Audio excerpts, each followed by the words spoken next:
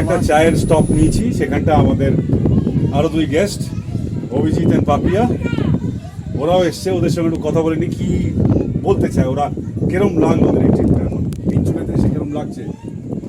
প্রকৃতি যদি অনুভব করতে হয় এরকমই অফবিট প্লেসে আসতে হবে। ওই শহরের ঝঞ্ঝাট পার করে এরকম জায়গায় আসলে মনটাও ভালো হয়ে যায়।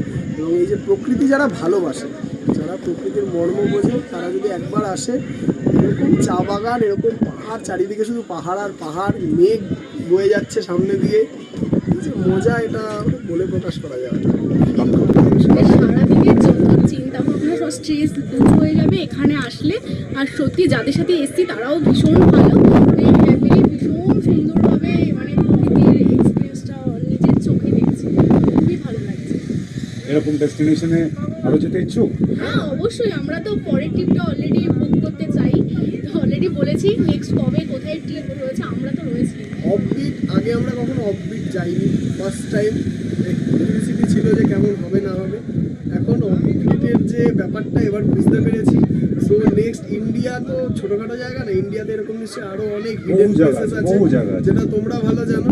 তোমরা শুধু আমাদের অ্যাডভাইস করবে যে এখানে গেলে ভালো, আমরা পেছন পেছন। অ্যাকচুয়ালি এর আগে আমরা কখনো গ্রুপ ট্রিপও করিনি, তো ও যখন বুক করলো আমি একটু টেনশনে ছিলাম যে গ্রুপ ট্রিপ করবো, সবার সাথে কেমন হবে, ভালোভাবে এনজয় করতে পারবো কি না। বাট সত্যি এসে ভীষণ ভালো, মানে সত্যি এখনো অবধি সবকিছু খুব ভালোই চলছে। আর আরেকটা কথা, বাজেট ফ্রেন্ডলি। হ্যাঁ একদমই তাই। আপনারা বুঝতে পারছেন, ওনারা অলরেডি নেক্সট ট্রিপটা বুক করে নিয়েছে। তো আপনারা যদি বুক করতে চান তাহলে আপনারা জানেন কি করতে হবে, ওই নিচে দেওয়া নম্বরে ফোন করে দিতে হবে, আর সঙ্গে সঙ্গে ট্রিপের জন্য ব্যাগ প্যাক করতে শুরু করতে হবে। তো তাহলে কি বলতে হয় আমাদেরকে? ভ্রমণের পথে চলো চলন সাথে সঙ্গে অমিতাভ। একদম। Keep following. Thank you.